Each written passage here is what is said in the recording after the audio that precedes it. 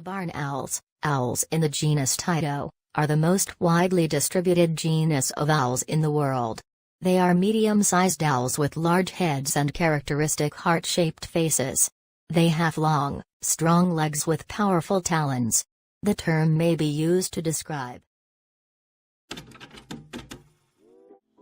Barn owls are also called heart-shaped faced owls, and I'm sure you can understand why.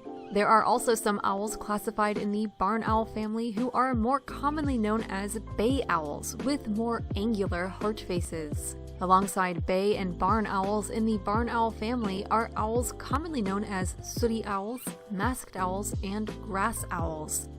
In total, there are approximately 20 classified living barn owl species.